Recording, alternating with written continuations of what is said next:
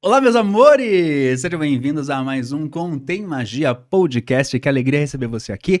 Aproveita que você chegou para acompanhar esse episódio. Já clica no botão se inscrever. Clica. É com você que eu tô falando que você não se tem inscrito ainda. Vai, se inscreve.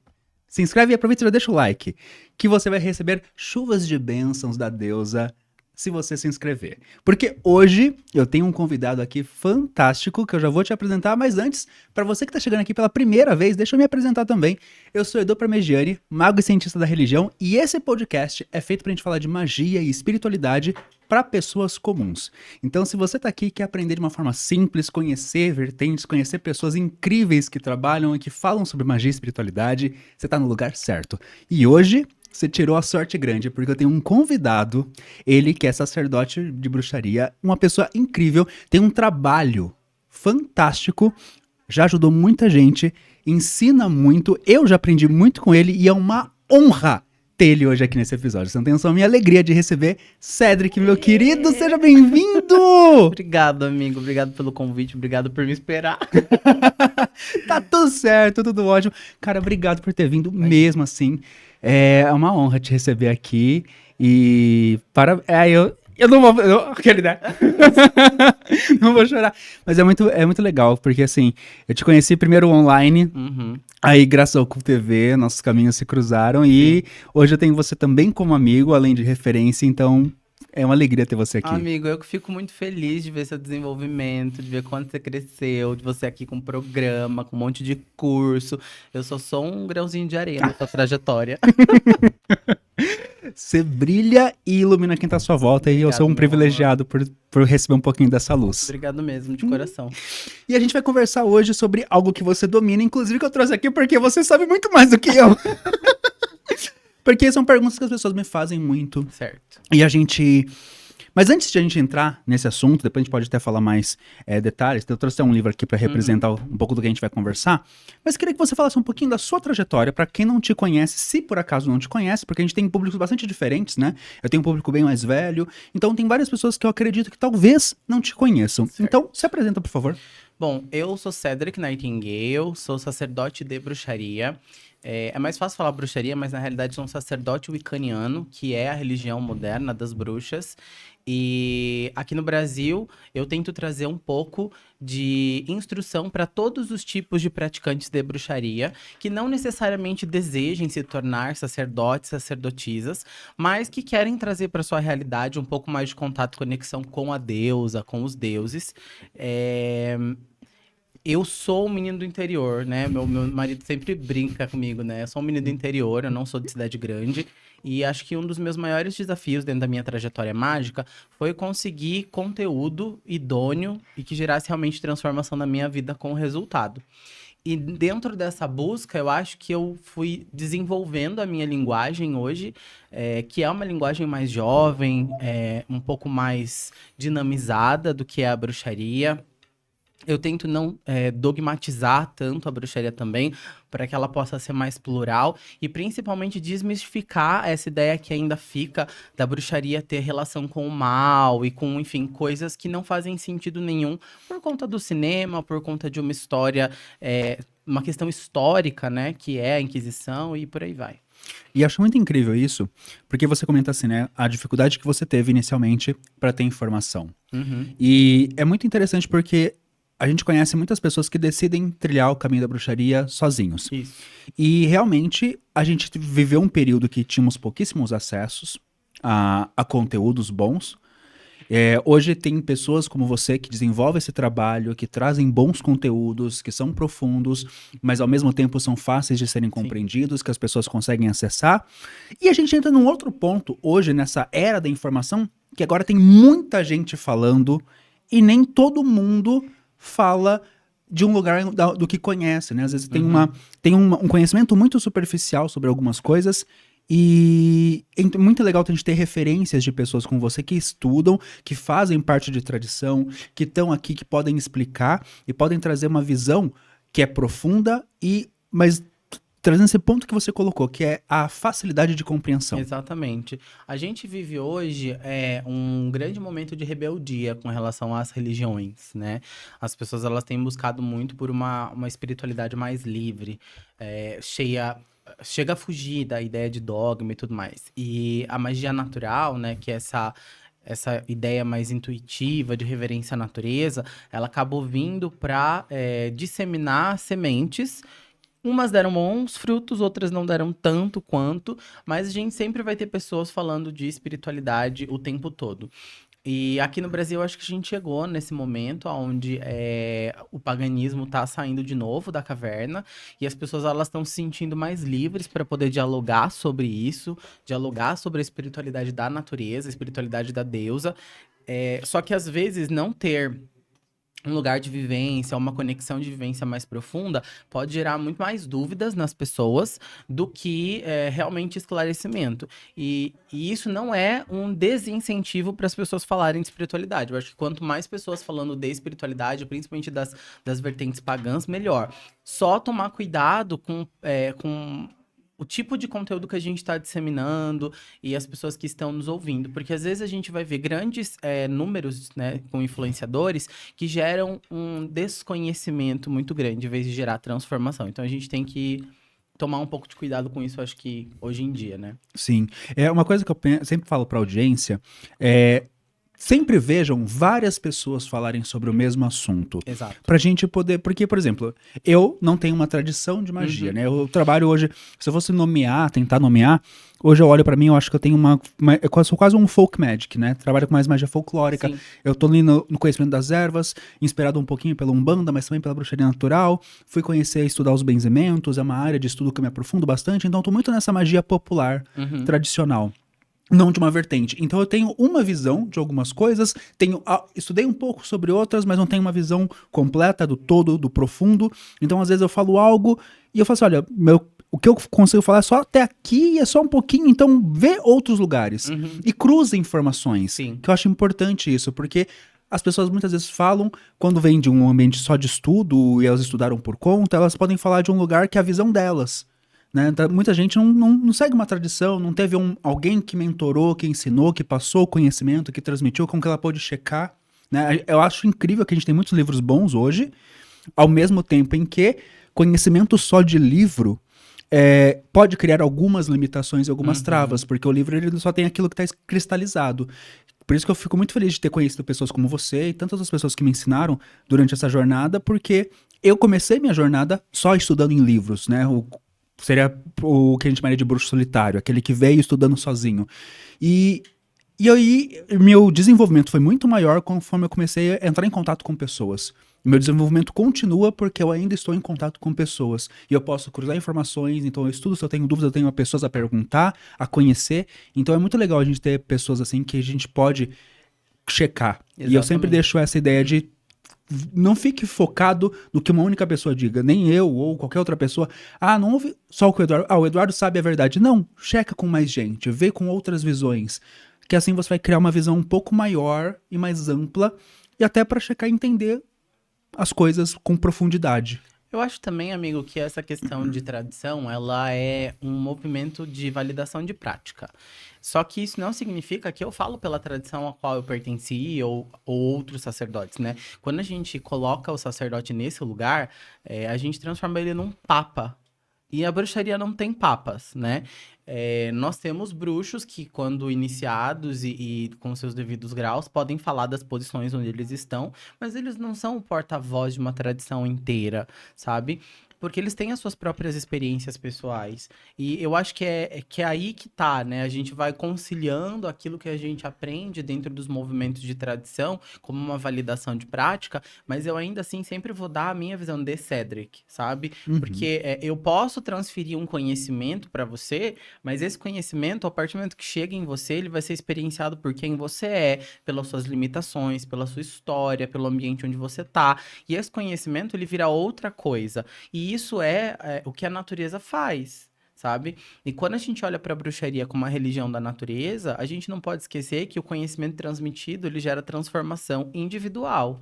E é sobre isso, sabe? É sobre a transformação que a natureza pode trazer, que a observação da natureza pode trazer, que as vivências naturais vão trazer pra gente, e o quanto isso impulsiona a nossa vida, a nossa trajetória, o nosso desenvolvimento. Fantástico, fantástico. Quero trazer uma pergunta agora, das perguntas que Perguntas. chegam pra mim. E eu falo assim, gente, eu não sou a melhor pessoa pra explicar isso, não. Tranquilo. Que é, quem é ou o que é a deusa? Eu, como eu disse, posso dar a minha visão Uhum. de deusa e Deus, né? Dentro da ideia da religião que eu faço parte, a gente vai ter duas formas polares energéticas que são representadas dentro do planeta Terra. Eu não posso falar por outros planetas, porque eu não vivi em outros planetas. Mas dentro do que é compreendido, né, na religião que eu faço parte, dentro da vertente mágica que eu trabalho, é que a deusa e o Deus são forças polares e complementares, transformadoras. E a gente vai ter essas forças opostas, né? E essas forças, elas são ordem, elas são caos, elas são vida, elas são morte. E a gente pode ver esse movimento dual e polar no nosso mundo. Dia, noite, quente, frio. Obviamente que a gente está falando de extremas pontes. E dentro disso vai ter as nuances que geram a vida. Mas, se a gente for compreender a deusa e compreender o Deus em sua profundidade, a gente está falando de literalmente o impulso da criação. Então, quando a gente fala da deusa, a gente fala da força incriada e criadora. Ela é o impulso da vida, sabe? Ela é a própria vida. E quando a gente fala do Deus, a gente olha para ele como a morte, a gente olha para ele como a transformação. E um precisa do outro para poder existir e criar tudo. É isso que a gente pode falar que é a deusa e o Deus. E dentro da bruxaria, para que fique mais fácil, a gente vai entender a deusa como um grande diamante. O diamante, ele é multifacetado, mas ele é uma peça única. Então, cada face desse diamante, ela é a representação de uma compreensão da deusa. E todas elas fazem parte do mesmo diamante. Então, quando a gente fala de Hécate, de Perséfone, de Ártemis, de Diana e de outras muitas deusas, e a mesma coisa acontece com Deus, a gente está falando de faces de um único diamante. O que nós podemos dizer é que os diferentes povos conseguiram visualizar nuances do que seria essa deusa e nuances do que seria esse Deus. E, a partir daquele momento e daquela nuance, aquele povo nominou aquilo. Nomes têm poder. E quando a gente fala do nome, a gente fala de acesso. Quando a tua mãe colocou o nome em você, ela imaginou uma coisa. E ela colocou sobre você aquilo que ela imaginava. Agora, o teu marido, quando chama você pelo teu nome, ele chama o que ele conhece de você. Então, quando a gente sabe o nome, a gente conhece o mistério por detrás do nome. Então, quando uma cultura fala o nome de uma deusa, é como se estivesse abrindo uma porta específica daquele conhecimento que eles querem trazer. Trazer a deusa em sua potência é muito grande. E a gente talvez não tenha a habilidade de compreender. Mas quando a gente chama por um nome, a gente traz um pedaço dela que é mais fácil da gente poder entender. Então, para mim, Deus e Deus são impulsos criadores. E seus nomes são os mistérios que a gente utiliza para melhorar a nossa realidade. Que fantástico, que visão linda essa do diamante multifacetado. Eu achei isso fantástico. Eu fiz essa pergunta porque é uma pergunta que, por eu trabalhar com plantas, né? E a gente passou recentemente agora pela primavera. Sim. É uma pergunta que chega com muita frequência para mim, que é sobre a roda do ano. Sim. E a roda do ano, ela traz essas figuras, né? Sim. Contando uma jornada. Ela é uma Exatamente. grande história. E aí eu falei assim, ó, então... Nada melhor do que alguém que vivencia, que compreende, você faz os ritos. Sim. Então, seus ritos são maravilhosos. Eu já tive o privilégio de participar de um, pelo menos. Eu quero participar de mais. Então, queria que você contasse um pouquinho sobre o que é a roda do ano, né? E para as pessoas entenderem até um pouquinho desse contexto e dessa jornada que se conta. Certo. A primeira coisa que eu sempre falo sobre a roda do ano para as pessoas é que ela é mais do que um ponto facultativo para a bruxa. Ela é mais que um feriado. Para que a gente possa entender a roda do ano em sua imensidão, a gente tem que olhar para ela como um instrumento de transformação. A princípio, a gente vai ter na roda do ano 4 festividades, que eram as festividades que realmente os celtas comemoravam, as festividades solares, do fogo e da plantação. E com o decorrer do tempo, a gente vai observar os polos, né, diferentes da Terra, onde o Sol está mais forte de um lado do que do outro, e a gente vai perceber com mais força a sazonalidade, as estações. Daí a gente acrescenta mais outros 4 festivais. Aí a gente vai ter os 8 da roda. Nesse processo, a gente consegue analisar de forma mitológica o desenvolvimento do Sol e da natureza, e o quanto a luz solar influencia no plantio. E aí surge o mito da deusa e do deus colocado nas estações, aonde, quando o ápice solar é o deus forte, viril, que alimenta a vida, e ele vai minguando ao longo do inverno até ele morrer no inverno mais abrupto. Nesse momento que ele morre, a deusa ela engravida da semente da vida, e durante o inverno ela vai gestar essa vida. Então a gente está falando literalmente que a Terra morre, né? Que a Terra está diminuindo sua potência criadora para que uma nova potência possa chegar, né? O que eu falo é que não existe noite escura que não veja o sol. É esse o processo. Então, a gente espera e anseia pelo sol. E nesse período em que o sol nasce, a roda volta a girar. E tudo sobre essa dança de vida. Então, quando a deusa dá a luz ao deus, ela dá a luz a um novo deus, e no momento que o deus nasce, ela não é mais a mesma deusa, ela se torna outra deusa. Então, eles crescem, se apaixonam, novamente se enlaçam para ele morrer, e ela engravidar de um outro deus e se tornar uma outra deusa. É mais ou menos o que se fala sobre as estações, né? E para que a gente possa entender como esse ciclo funciona dentro de nós. Quando eu falo da roda do ano para a Wicca, eu tô falando de uma religião europeia, onde o frio era muito frio e onde o calor era muito calor, e a gente tinha estações muito marcadas, diferente do Brasil e de alguns lugares do Brasil, né? Então, quando eles dançavam pro sol pedindo força e colheita, é porque eles sabiam que quando viesse o inverno, se eles não tivessem comida, eles iam morrer de fome, literalmente.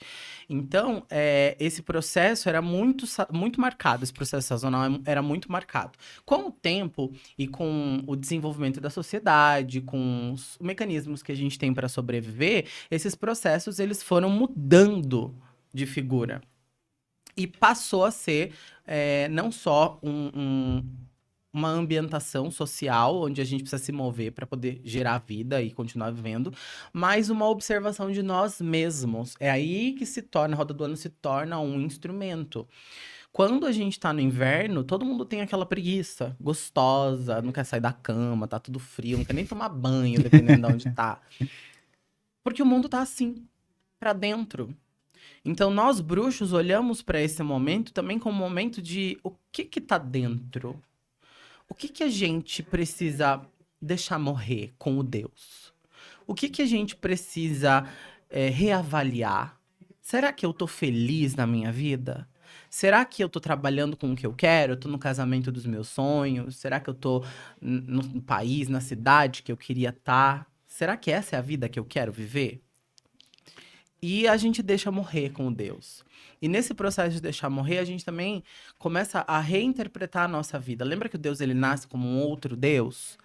É porque a gente pode nascer de novo como um outro nós, sabe? E nesse processo, geralmente, no inverno, a gente não dá impulso para os nossos planos. Porque se a gente está falando de uma natureza que não está propícia a dar vida, para que a gente vai impulsionar nossos planos no inverno? A menos que seja um projeto de acolhimento, que daí vai funcionar. Mas projetos de vida muito intensos não costumam funcionar no período de inverno, no inverno da nossa alma. Então, olhar para o Sabás é olhar para a nossa realidade, é olhar para a gente e fazer não só uma autoanálise, mas usar da energia que está em volta para magnetizar os nossos desejos. Fantástico. Eu acho muito interessante isso, de olhar para a roda como uma ferramenta. Uhum. Porque quando a gente olha para a vida moderna, né, em tempos modernos de Chaplin, a gente tem cada vez se distanciando mais dos ciclos. Porque a vida em sociedade está pedindo isso, exigindo isso. A gente tem que produzir o tempo todo. Sim. Né? E que árvore, que planta que dá colheita o tempo todo, a mesma colheita, com a mesma qualidade, com o mesmo número. É um movimento quase que antinatural. E faz parte também desse processo, eu vejo, muitas vezes, nós nos vermos muito distantes do que é natureza. As pessoas falam assim, eu quero preciso ir passar as férias no sítio para ficar mais em contato com a natureza, esquecendo que nós somos seres da natureza também. Uhum. Nós fazemos parte dessa natureza, só que a gente está totalmente desconectado. E quando você traz isso de pegar a roda para entender o momento e olhar para nós, é um convite para a gente voltar a prestar atenção que a gente também tem ciclos. Como você comentou, aquela preguicinha do inverno. Sim. É porque a gente está vivendo o ciclo. Estamos em ressonância com um ciclo que a gente está negando, não está percebendo, está esquecendo, está escondendo há muito tempo, ou nunca aprendeu a olhar para isso. Quantas pessoas não aprenderam nem a ver os ciclos, né? Olhando para nós, como você falou assim, aqui no Brasil a gente tem... as estações são bem menos marcadas, né? Ainda mais região mais central do Brasil, mais pro Nordeste, pro Norte, que está mais na linha do Equador, onde o calor impera mesmo no inverno, mesmo no verão. E a vida moderna pede trabalho, produza, faça. As férias suas vão ser, não é no momento em que tudo para e tudo descansa, as férias vão ser no momento que dá, e a gente vai vivendo a vida dessa forma, se desconectando desse caminho que é natural e que faz parte da gente. Exatamente.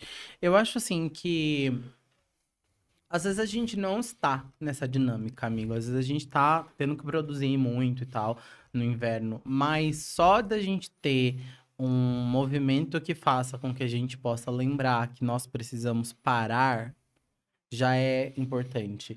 Então, o que eu tô tentando dizer é que não é porque a gente tá necessariamente no inverno que a gente não tem que produzir. Mas é um convite a gente observar se a gente não tá no excesso, se a gente tá realmente conseguindo se guardar, se reservar, sabe? Se a gente tá vivendo mesmo o que a gente queria viver.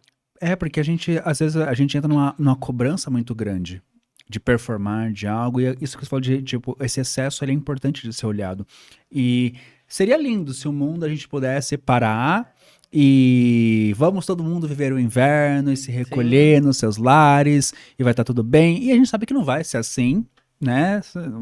A nossa estrutura social não permite. Não permite. Mas compreender que estamos nesse momento pode nos ajudar, por exemplo, a ser mais benevolentes com a gente. Sim. De tudo bem que você não está no seu ápice de energia naquele momento, você vai fazer o seu melhor e se respeitar por isso.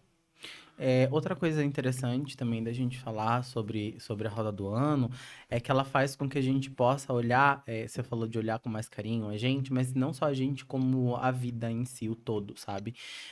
Muitas das vezes nós somos pegos desprevenidos por situações que acabam com questões da nossa realidade, sabe? Que abrem verdadeiros buracos. E eu acho que, olhando para a bruxaria nesses meus anos todos e no que a roda do ano, quando vivenciada de forma intensa, pode proporcionar ao indivíduo, fazer com que ele possa revisitar os seus valores.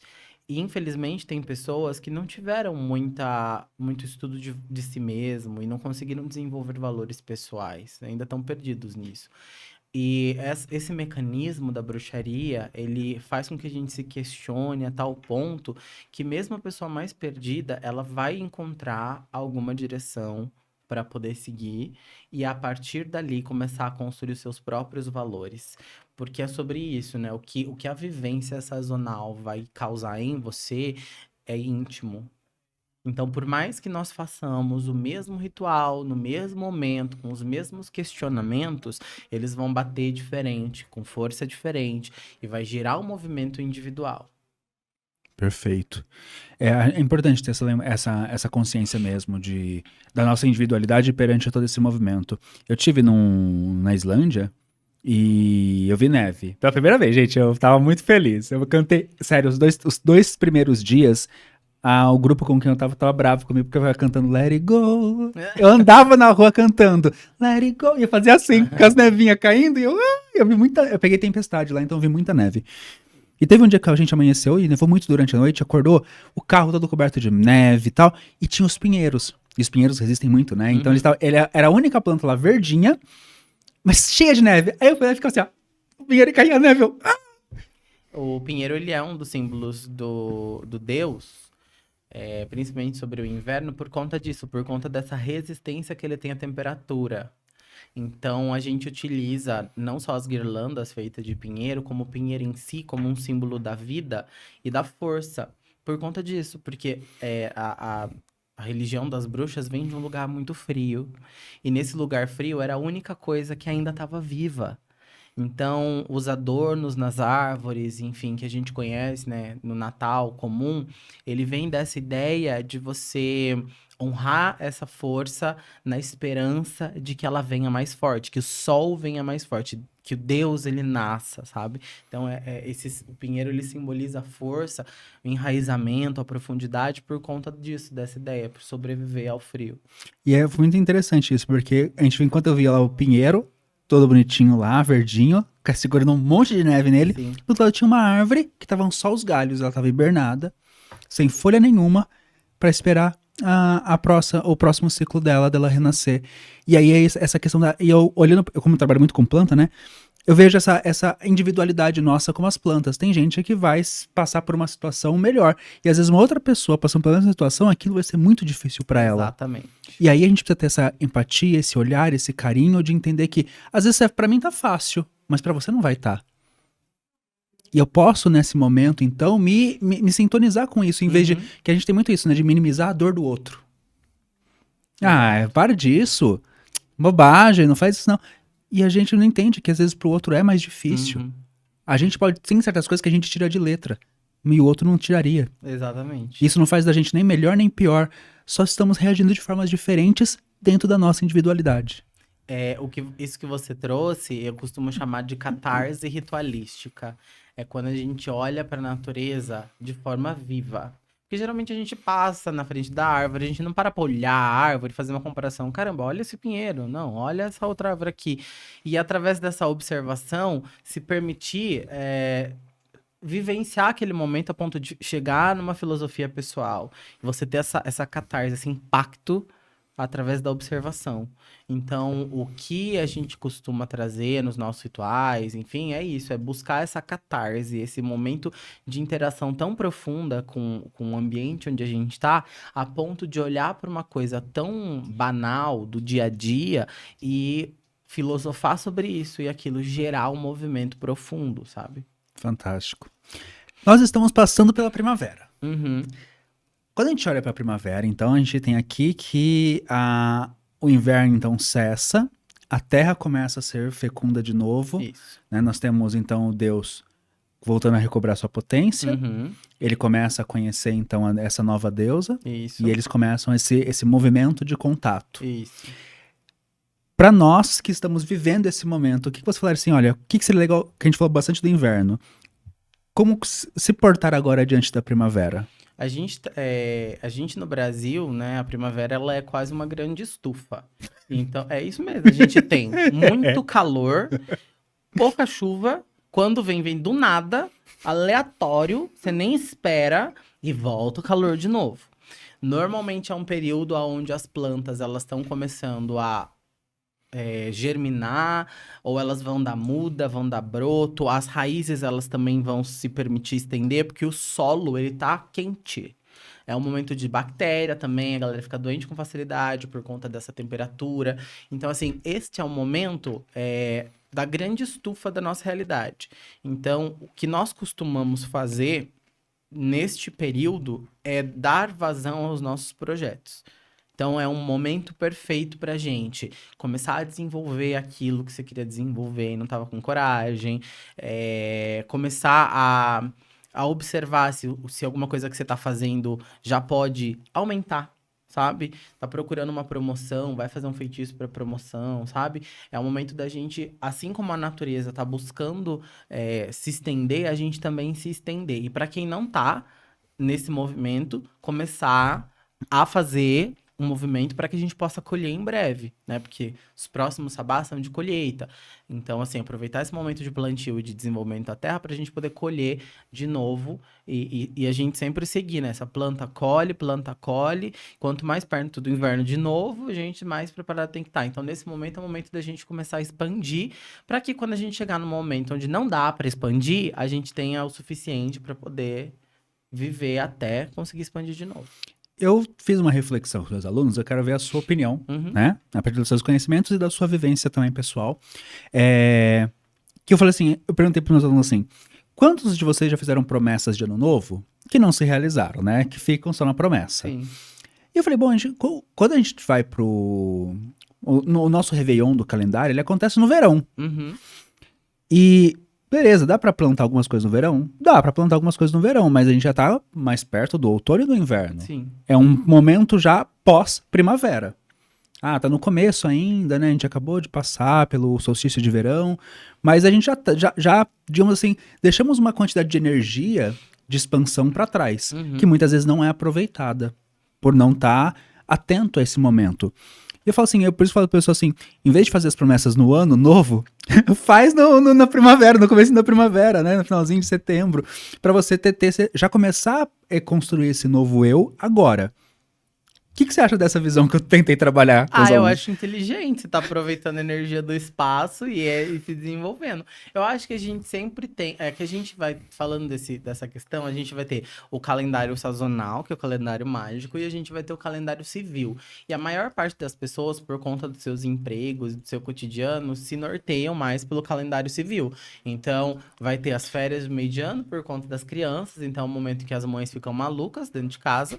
A gente vai ter o final do ano, onde vai começar a ter as festas de final de ano, onde a galera tá querendo férias, e a gente vai ter o começo do ano, janeiro, que ninguém tem um puto no bolso, porque já recebeu as férias, tá todo mundo ferrado, né? Compra presente pras crianças, comeu o peru. É mais ou menos isso que rola. Então, eu acho que a gente tem que aproveitar, sim, esses pontos inteligentes, energéticos, espirituais, para quem trabalha com a magia, para conseguir fazer que essas grandes convenções, que é o nosso calendário civil, eles sejam mais tranquilos. Porque, assim, a galera que trabalha autônomo, que não tem CLT, sente isso talvez um pouco mais. Porque quando a gente menos espera aí o dinheiro, entendeu? Se a gente não fizer, não vai, entendeu? Às vezes Exato. a gente não é... às vezes a gente é CLT e vai empurrado pro serviço. Faz de qualquer jeito, mas o valor vai estar lá, a gente vai receber. Agora, para quem não é, quem é autônomo, se não faz, não colhe, aí já viu, né? Então, eu acho que nesse processo é inteligente. Nós que trabalhamos com magia, nós que trabalhamos com espiritualidade, que a gente tem essa consciência espiritual, é muito inteligente a gente utilizar esses movimentos e essas convenções mágicas, esses conflitos energéticos que acontecem entre calendário sazonal e calendário civil para fortalecer os nossos objetivos. Perfeito. Eu falo né, a gente pode comemorar o Natal com a família, festeja o Réveillon, pula 7 ondinhas, tá tudo tranquilo. Mas legal a gente também trazer atenção pro ciclo, né, natural e aproveitar os momentos. Poxa, a gente tá agora nesse momento da primavera, vamos expandir, vamos fazer como você falou. Dá atenção àquilo que a gente pode expandir, que a gente pode semear, que a gente pode começar a fazer para se preparar para o próximo inverno ser mais leve que o anterior. Exatamente. Principalmente você, né, Edu, com o pessoal que trabalha com planta, tá o tempo todo de olho em como que o movimento da natureza acontece. Eu acho que é até mais fácil para quem trabalha com essa questão natural de observar como que os ciclos estão, sabe? Tipo, é sentir, né, na pele. Tem um negócio que eu fiz, que foi comprar algumas plantas específicas quando eu morava com a minha mãe, principalmente as plantas que perdiam folhas no momento cíclico, porque como o Brasil ele é muito inconstante e a gente não, dependendo de onde a gente tá, a gente não sente tanto o clima, para mim, às vezes era difícil me nortear na roda do ano, e eu acho que isso pode ser um problema de algumas pessoas, porque a gente fala de inverno e às vezes não tá frio, sabe? A gente tá falando de um solstício de inverno, não tá frio, sabe? De primavera a gente não tá vendo flor nenhuma, não sei onde que as pessoas estão. Então, o que eu fiz no comecinho, né, quando eu tava começando a me desenvolver dentro da magia, e que eu não conseguia sentir a energia espiritual em torno de mim, era trazer para minha realidade essas plantas que seguiam o movimento sazonal. Então, eu não posso ter um pinheiro, mas eu tenho um alecrim, sabe? Tipo, que tá ali, é parentinho, gosta de sol, resiste tranquilamente ao inverno, é sensível na parte de baixo à umidade, porque senão ele mofa, enfim. Tinha em casa, na casa da minha mãe, uma amoreira que perde as folhas muito fácil, que no momento da primavera ela vai dar fruto. Então, assim, essa observação para mim no começo foi muito importante para que eu pudesse realmente me nortear. E até eu aprendi muito com a minha amoreira, porque até na questão do quão doce iam ser as frutas. Isso tudo dependia de como os meses anteriores ela foi adubada.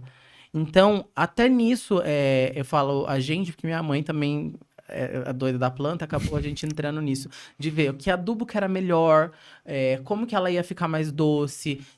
Até a gente aprender o que dá pra terra, pra minha amoreira sair com amoras do tamanho que tinha que ser, foi uma loucura. E quando a gente entendeu como aquilo funcionava, até os momentos de fruto, de frutação da amoreira começava a encher de passarinho. Antes não tinha isso.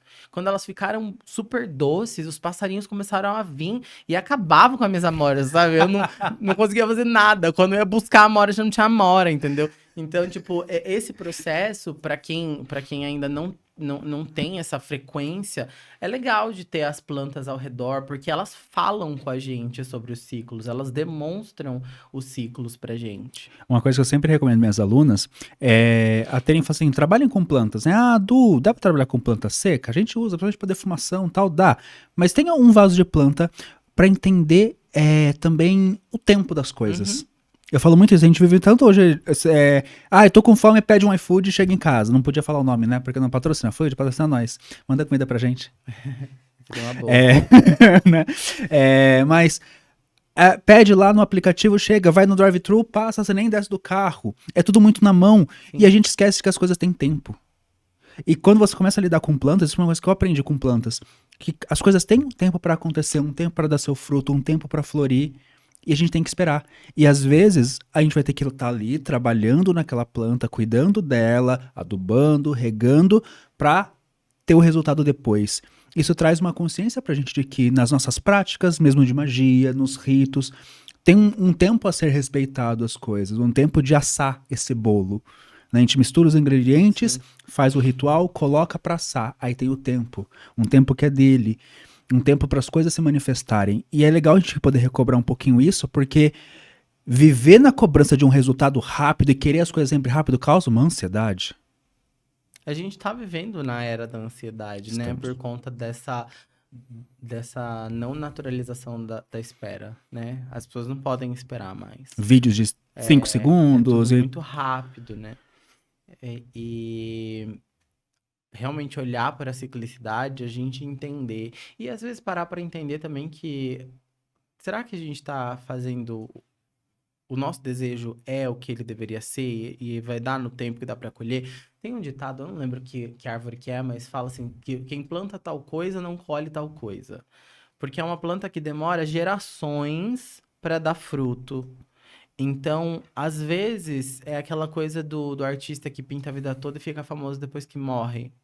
Então, quais são os seus desejos, sabe? Será que o desejo que você quer, ele existe e é capaz de você dar frutos ainda em vida? Ou que você quer tão mirabolante que você precisa ser só o precursor daquele projeto, sabe? E eu vejo isso porque tem muitas pessoas não realizadas, sabe? Não realizadas por conta dessa mistificação de que qualquer coisa que eu faça é rápido. E não é assim, sabe? Não é assim. Existe força de vontade, existe o ambiente onde você tá, existe um investimento financeiro, existem muitas outras coisas, né? E isso é muito louco, porque vai contra o que a gente está sendo doutrinado indiretamente, que é não esperar. Eu não costumo responder comentários de hater, mas esses dias eu fiquei irritado porque a pessoa ela entrou num vídeo, o vídeo ele tinha, sei lá, 15 minutos. E a pessoa tava reclamando porque eu demoro muito pra falar. Gente, o vídeo tem 15 minutos. Eu tô explicando tudo e mais um pouco em 15 minutos. Eu já reduzi toda uma vida em 15 minutos. e a pessoa não estava satisfeita com a velocidade. Aumenta a velocidade, tem 2.5, acho que no YouTube, sabe? Não gostou, tá achando que tá devagar, vai pro outro aplicativo, meu anjo, aqui não é o seu lugar, sabe? Tipo, é isso, não assiste, sabe? Se você quer alguma coisa de bate-pronto, vê quanto custa pra alguém te fazer e paga. Eu tenho uma fan É hater. isso. Eu tenho uma fã. Sabe aquela coisa? É fã ou hater? Eu tenho essa fan pessoa.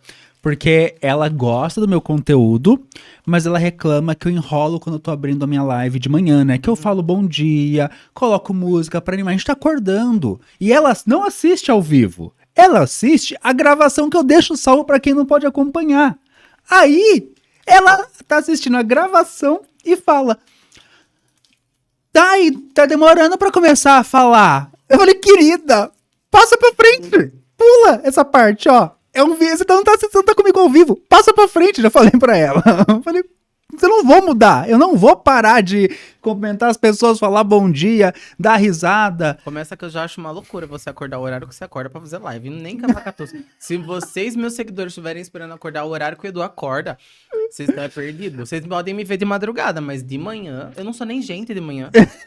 Eu faço live, pra quem não sabe, de segunda a sexta, às 7h37, lá na rede vizinha, no Insta. Misericórdia. Todo santo dia. Mas eu me divirto, eu gosto. Eu encho a cara de café e vou. Eu com a pão de café de manhã e uau! Você tá doido. É. Ó, porque você entende que acompanha minha live aqui, ó. Tá vendo? Tá vendo? Às vezes, quando eu respondo você, amigo, de manhã, é porque eu nem fui dormir ainda. Essa é a realidade. Quando você me vê respondendo, você fala, Cédric, tá aqui, é porque eu nem dormi, eu fui.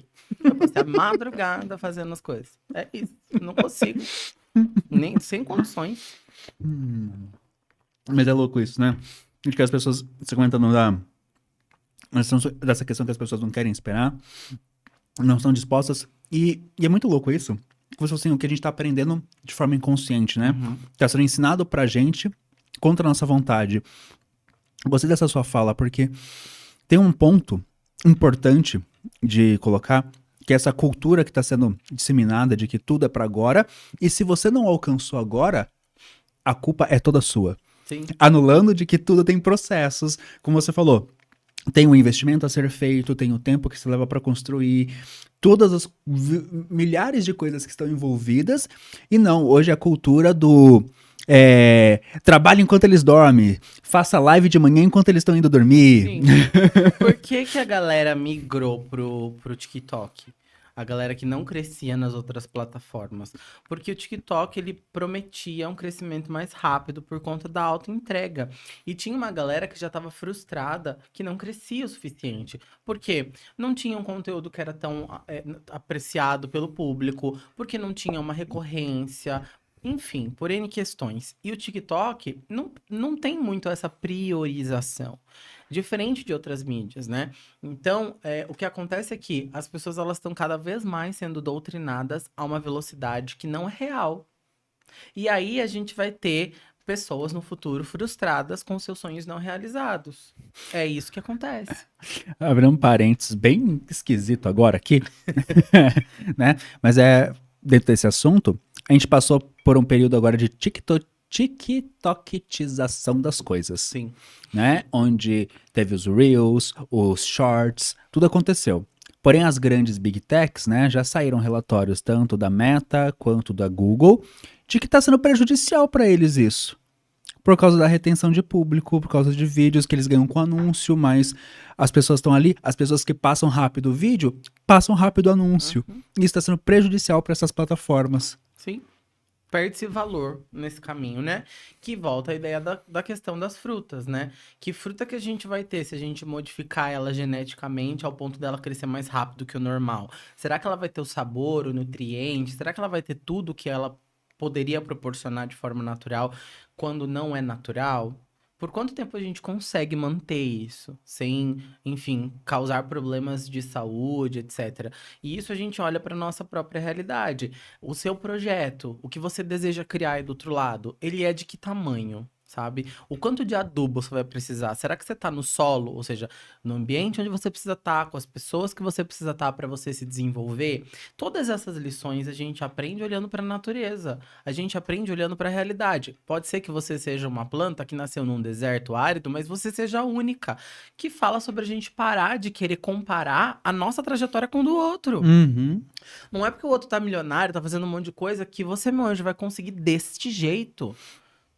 Sabe qual que é a maior falácia que a gente vê hoje? É os vídeos, os materiais que falam assim: os 10 livros que o Bill Gates leu. Ou a rotina do Bill Gates hoje, por exemplo. Ou de outros milionários. Tá, a rotina que ele tem hoje, ele só tem porque ele é milionário. Porque quando ele ficava virando noite, brigando com o sócio lá, porque o sócio queria descansar no fim de semana e ele queria programar o primeiro computador, isso a gente não conta, que ele virava fim de semana, sem família, sem amigos ali, direto, com base em energético, e para poder programar e montar a Microsoft. Mas a gente fantasia de que, nossa, se eu tiver hoje a rotina do Bill Gates, eu vou ser milionário. Não, ele não é por causa da rotina que ele tem hoje que ele é quem ele é. Ele só tem a rotina. É porque ele tem dinheiro que ele consegue ter essa rotina. É só por isso. Sim. Mas isso é uma realidade. A gente perde muito no processo, sabe? Esse desgaste também acontece com a natureza. As plantas perdem muito para elas poderem florir ou para elas darem fruto. Elas acabam com o solo. O solo precisa ser novamente fertilizado, porque todos os nutrientes foram para a planta. Depois que a planta faz a floração, tem planta que precisa ser cortada até o final do caule. Porque dali pra cima ela não vai se desenvolver mais, sabe? A gente, se eu não me engano, a roseira, ela tem um período de poda total para ela poder voltar com mais força. Sim. Senão ela vai dar rosinhas pequenininhas feias com o tempo. Outra coisa também, às vezes a gente tem que cortar alguns ramos da árvore para ela poder crescer, que são os ramos que sugam a vitalidade e não dão frutos. Que ramos da sua vida vocês precisam crescer? Quem é a pessoa que tá te sugando e não tá te dando fruto nenhum, não tá te ajudando a crescer? Às vezes a gente tem que fazer isso. Então, olhar para a natureza e ter essa catarse que eu falei para você, é através desses símbolos que estão de forma normal no nosso cotidiano, a gente olha e fala, que florzinha bonita, entendeu? Mas talvez se você olhar com atenção na flor, prestar atenção no negócio que tá ali, pode ser que aquilo te ensine o que você precisava aprender. E é por isso que muitas bruxas antigas, elas falam que a resposta de tudo que você precisa tá na natureza. E a galera ignora. Mas se você parar com atenção e com carinho e esperar a resposta, você vai achar. Sabe? Eu acho super legal. Eu gosto, assim, eu faço brincadeiras com meus alunos para ensinar sobre as plantas de maneiras engraçadas, às vezes um pouco cafonas, mas que fixam, né? Depois eu te posso no finalzinho de hoje explicar como que eu explico a diferença de uma limpeza energética de uma arruda, de uma... banho de purificação com arruda, com café e com lavanda. Eu explico. Eu já expliquei isso aqui, não, né? Não. Você vai adorar. Eu explico pro finalzinho. Fica aqui que eu vou falar sobre isso. Mas assim, eu gosto muito de trazer comparações. Eu tava em aula esses dias eu falando assim, vamos falar do alecrim, né? A energia do alecrim, o que eles nos transmitem no quesito energético. Eu falei, sabe quando muda a trilha sonora de um filme? Que é tudo. Aí eu ilustrei, eu peguei um vídeo de um cara andando à noite por São Paulo, filmando o centro da cidade. Aí eu coloquei uma trilha sonora super daily vlog, tal. Tinha mó clima legalzinho o vídeo. Aí depois eu rebobinei e voltei o mesmo vídeo, só que com a música do Halloween. Cara, era muito sinistro, parecia que alguém ia pular na frente da câmera a qualquer momento. E é isso, essa mudança de clima, o alecrim é ótimo pra trazer isso, pra levantar o astral, mudar o clima, tá? E aí, é isso que a gente fala de olhar pra natureza e tentar trazer essas inspirações, essas coisas. O que ela vai te dizer? Como que ela vai te falar? Eu tento traduzir isso de formas divertidas, engraçadas, pra ficar fácil de fixar, né? Eu sei que bons exemplos marcam, mas quando você olha para as coisas que estão à sua volta, para a natureza à sua volta, para os vasos de plantas da sua casa, o que você aprende com eles? Quando você para realmente observar, né? E parar de ser só uma coisa que você passa o olho e a sua vida segue. Mas isso exige da gente um pouco de atenção, de tempo, de respiro, né? Olha aí, dá um tempo ali para você poder captar algo. Sim. E também um pouco de interesse, né? Interesse. Porque às vezes muita gente, a gente, como você falou, a gente nem aprende sobre isso. Né? Ninguém mostra pra gente que existe essa possibilidade.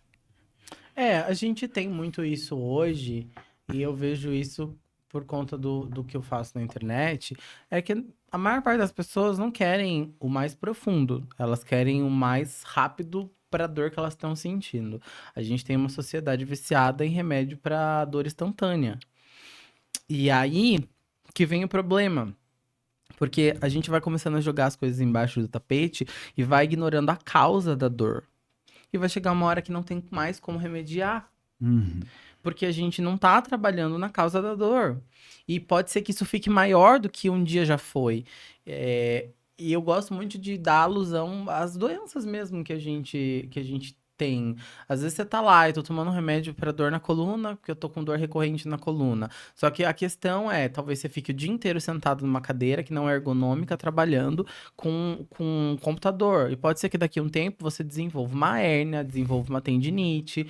Só que ninguém tá preocupado com o passar. As pessoas, elas estão preocupadas com agora. E aí elas têm a tendência de colher resultados não positivos no futuro, né? E a magia não é diferente, né? Quando a gente tá num ciclo, isso é muito contraditório, mas é a realidade. Quando a gente tá vivendo a magia de forma correta, a gente vai entender que são necessários menos feitiços para alcançar os nossos objetivos. Só um pouco de atenção. Uhum. E a gente vai fazer o feitiço, a gente vai fazer o ritual de forma mais intensa, quando é realmente uma coisa que tá de muita urgência. Porque se a gente tá seguindo o ciclo, a gente tá surfando tranquilo. Não, E as coisas, elas têm a tendência de vir, sabe? Uhum. Então, fazer os feitiços, né, acabam sendo para questões muito específicas. Então, acaba que quanto mais você tá dentro do movimento cíclico, menos você precisa se desgastar energeticamente para fazer as coisas acontecerem. Porque você tá naquele movimento e as coisas, elas estão fluindo. E isso é muito real, assim. Até para os nossos desejos, né? Tem uma coisa que eu aprendi com o Claudinei, que no começo dessa minha jornada foi muito importante. Ele contou um pedaço da história dele, porque eu tava passando por umas questões também meio complicadas no processo, né? Espiritualidade não é fácil. Então, ele falou assim, olha, enquanto for o seu caminho, a deusa vai te dar um jeito de prover, é só você olhar ao redor. E essa é uma realidade. Se você tá no caminho que lhe pertence, por mais que você não esteja enxergando a saída aqui, se você parar 5 minutos para olhar ao redor, você vai encontrar um buraquinho para você poder passar. E a resposta tá aqui. Eu falo porque eu passei isso recentemente. A resposta tá aqui e a gente não olha pro lado. A gente não para. É aquele momento. E sabe quando isso é o meu movimento? É o movimento do medo.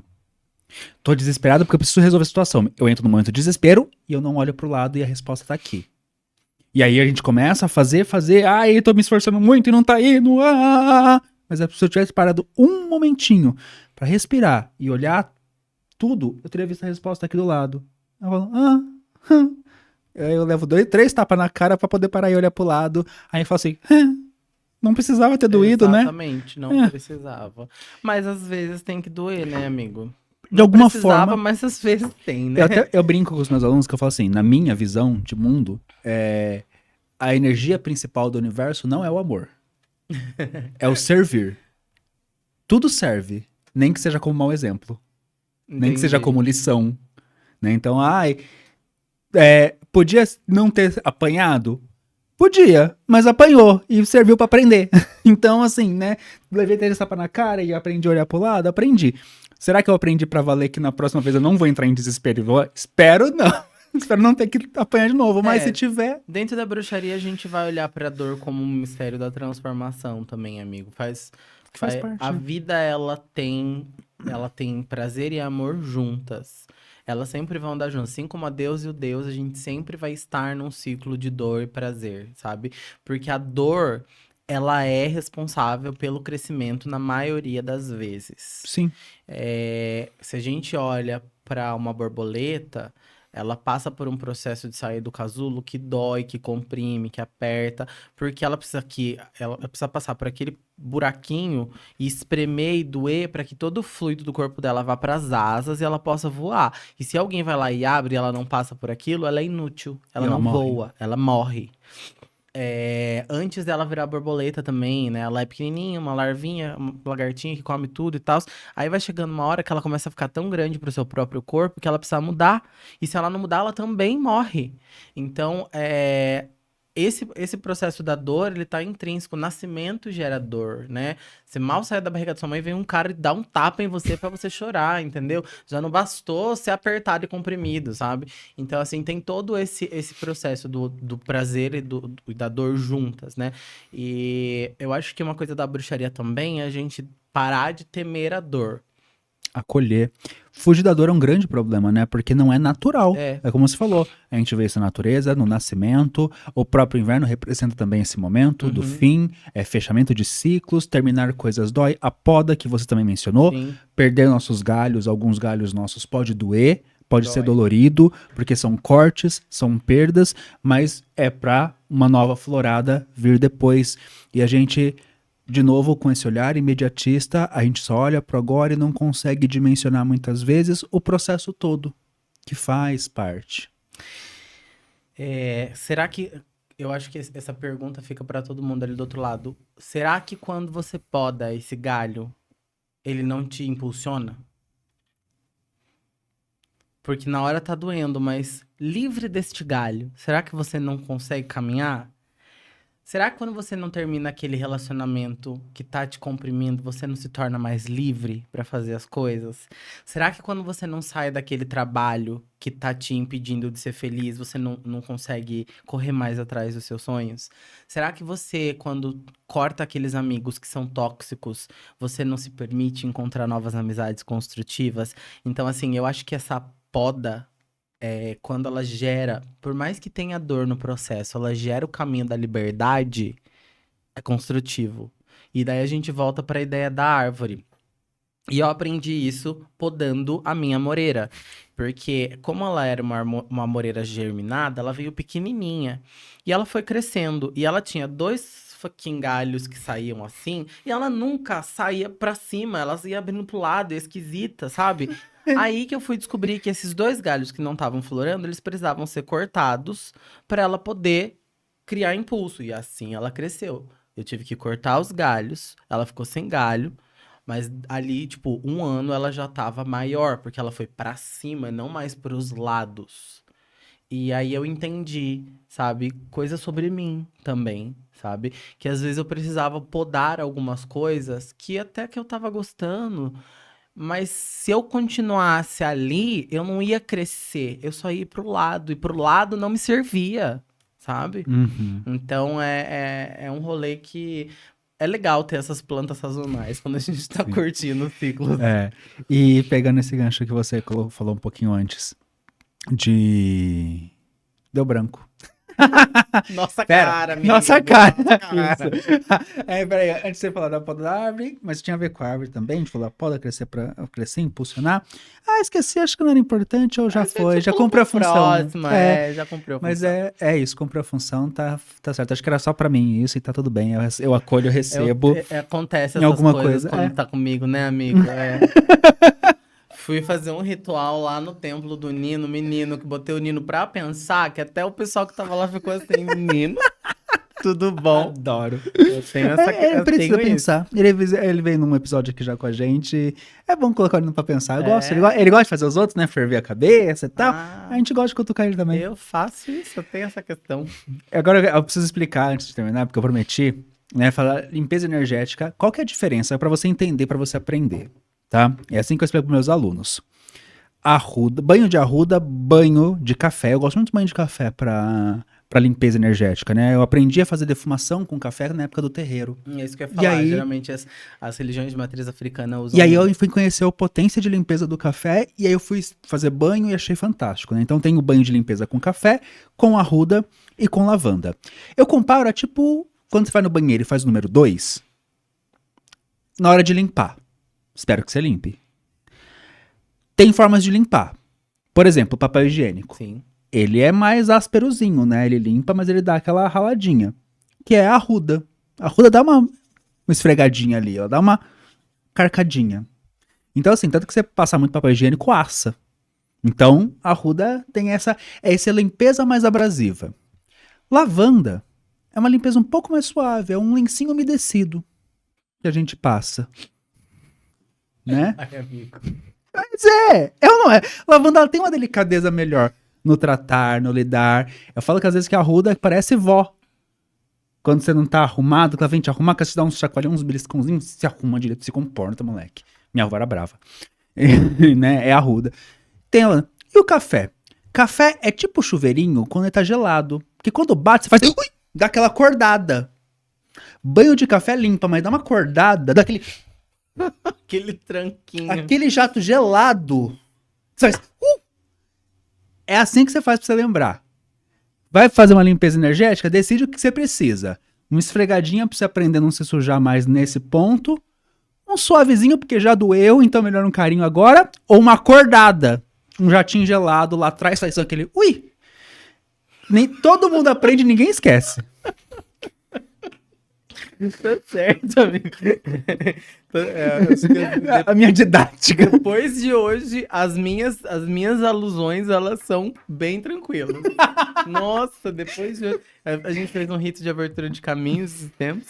E aí eu falei que a abertura de caminhos tá mais pra uma represa desabando em cima de você do que abrir o registro da torneira. É mais ou menos isso.